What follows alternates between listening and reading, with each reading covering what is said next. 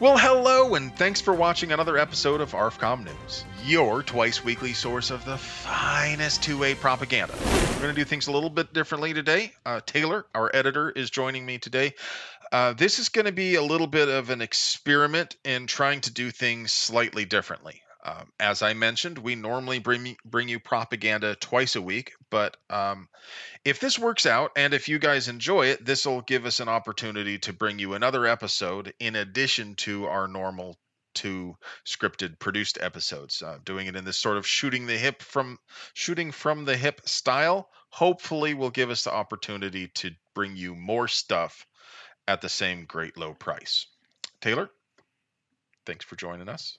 Hello. Oh yeah, my microphone, the other microphone's not working at the moment. Hello. With Hello. a lower audio quality that you can give me more engagement on. I'm sure there'll be plenty. So first up, we've got the XM7 has been dropped from Army service. Wait, no, that is not true. What happened is the XM7 has been removed from Director Operational Test and Evaluation. Basically, that Director Operational Test and Evaluation came out of the failed fielding of the M16 in the first place. As you're probably aware, the M16 is and always has been a fantastic weapon system, the longest serving individual weapon in the DoD so far as I know. I think the only thing that served longer than the M16 is the M2 out of I was about to say Modus is still in service. out of all of our military equipment. But as far as individual weapons go, that's the longest serving individual rifle ever issued in the U.S. military.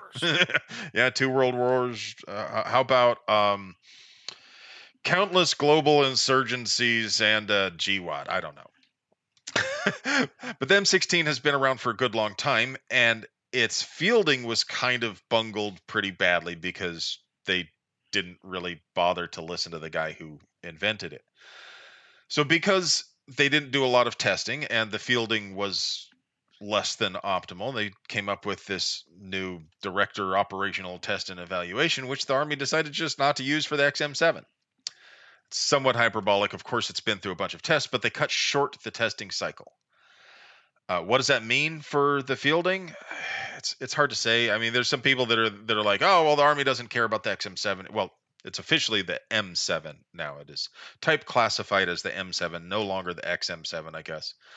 But a lot of people are saying, oh, well, the Army doesn't care about the M7 anymore. They're going to drop it. This means that they're done with it. They're canceling everything. I think that that's probably a bit much. I don't think it's a nail in the coffin. I don't think that it signals that the Army is looking to abandon the M7, but I do think that it's possible that they may be walking back on their dreams of replacing every single rifle in the inventory, and maybe it will be in a more specialized role. Maybe fewer Joes will actually get the M7.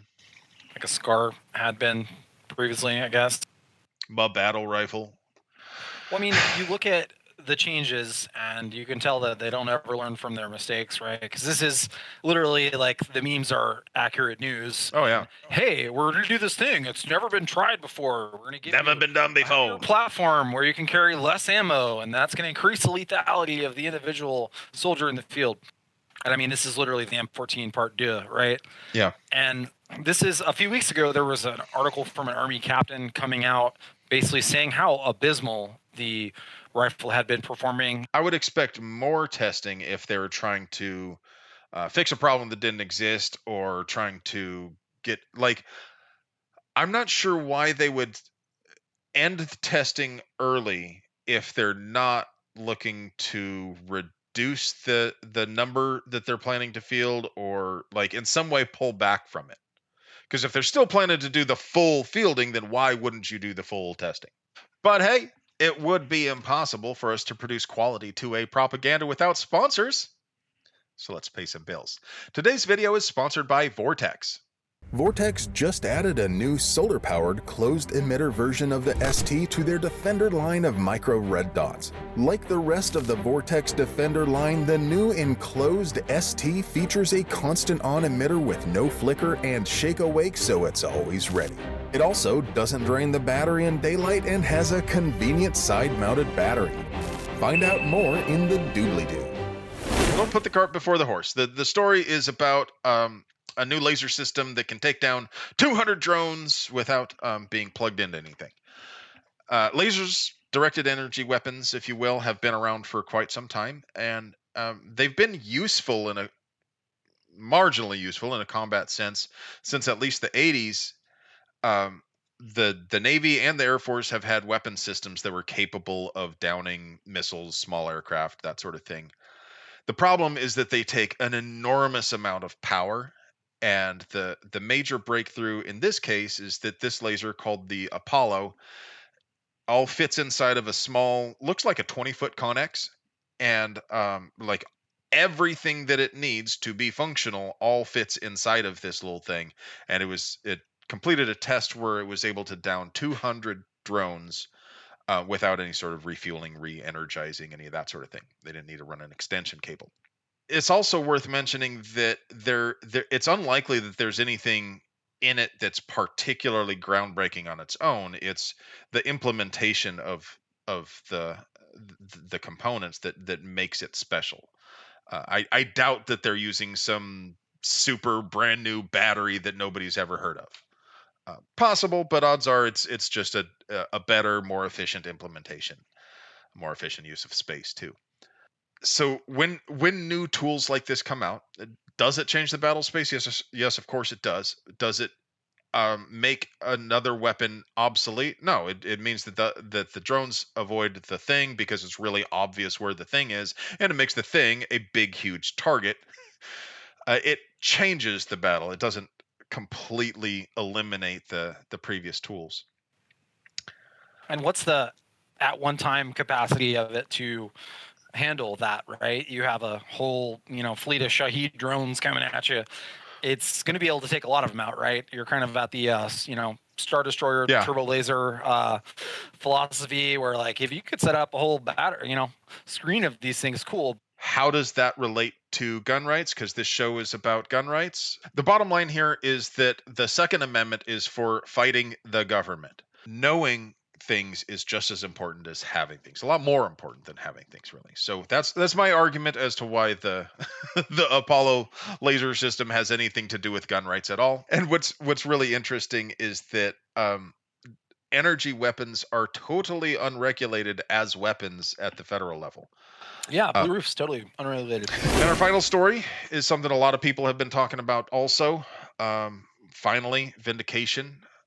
Google admits that they have been kicking people off the platform because Biden made them do it. And all sure of they didn't us want to at all. Yeah. Yeah, exactly. Right? That's where we all press X to doubt. It's one of those things where everybody knows, but nobody wants to say it out loud, that of course Google wants to suppress certain kinds of speech. Of course they do. And of course they're happy to help the government oppress those types of speech in certain circumstances anyway. So I think, the total speculation on my part, I think this was a lot more about the Biden regime telling them which accounts and why and when, and less about what to do, because they already wanted to do the thing. It's more about the Biden helping them figure out They who had to an do excuse. it to. Yep.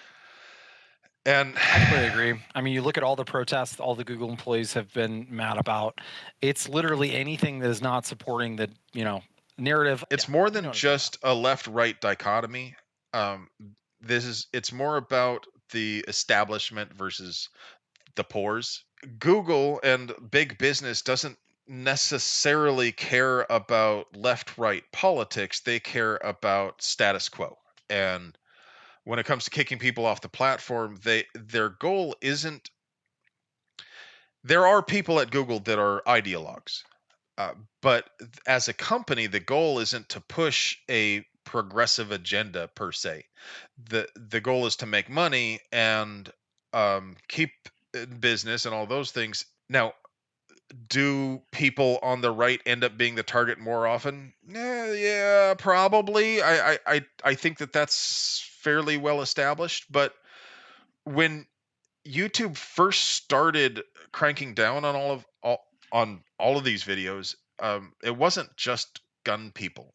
You're a lot more likely to get shadow banned by talking about gun rights than by talking about gay rights. But if you say something controversial in any space, you're going to be suppressed. And now Google's turning around and they're saying that, well, we totally didn't want to.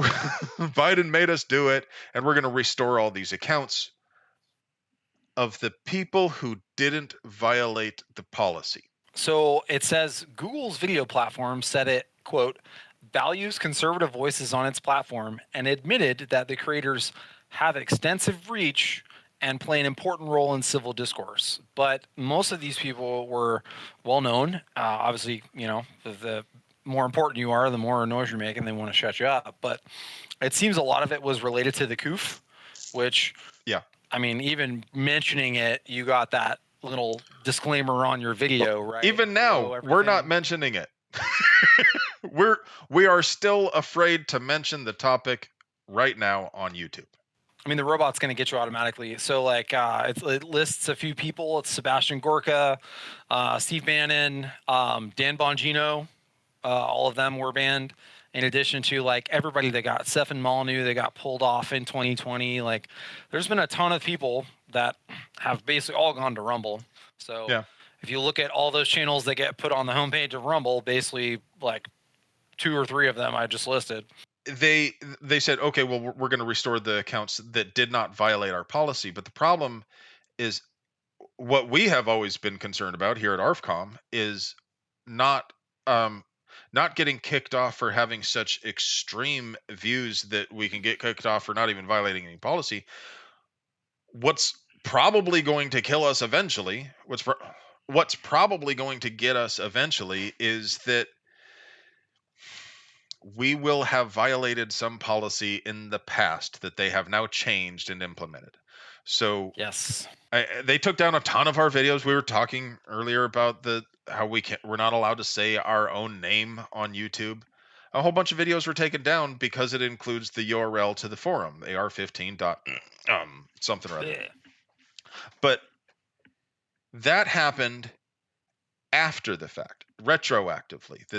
There was no way for us to comply with those those policies in those videos because they were already made. And YouTube does not seem to have any interest in restoring accounts for people who may have violated a policy retroactively. And that's the big concern for me, is that, hey, it's your company. You can run it however you want. You can kick people off for any reason or no reason. But what seems fair to me is that if you're going to change policies, it's one thing to take down content, and it's another thing to issue channel strikes for something that they did when it was perfectly legal to do the thing. Ultimately, YouTube is not going to be a monopoly forever. For one way or another, they will not be the only video hosting service. Right now, we don't have a lot of people watching on Rumble. If you are watching us on Rumble right now, thank you. Thank you. I appreciate that. But let's be honest, Rumble isn't very big, and neither are any of the other hosting sites. However, YouTube is not always going to be the biggest one. Things come around. I'm just worried about how extreme the correction's going to be when the pendulum goes the other way. If they're able to apply the rules in a somewhat even application, maybe we can have a discussion at some point about them not actually it being targeted, but I think this kind of just confirms what everyone's been thinking the whole time. And I mean, look at our analytics as far as the videos, and you will definitely see that something has been happening behind the scenes somehow that are affecting views. And again, a lot of the responses always will just make better content. I wish that's all it actually took. I wish it was about just make good content, and if people like it, they'll watch it. Play by a secret set of rules that's constantly changing. And as soon as you start to figure out what they might be, we're going to change them again. Accuracy rating. That's what I'm thinking about right now. That's exactly what I was thinking about too. Yep. Well, friends, thanks for coming with us on this experimental little journey. Hopefully this will allow us to bring you a little bit more content in the future, and that's pretty cool. And now for your moment of Zen. What's the answer? 9mm or 45? 50. Hello, friend. Do you like pews and pew-related things? Would you like to help us keep delivering you pure, uncut American pewpaganda at the low, low price of free $99? We literally could not pay the bills without our sponsors, so do us a solid and get yourself something nice from them. I love you.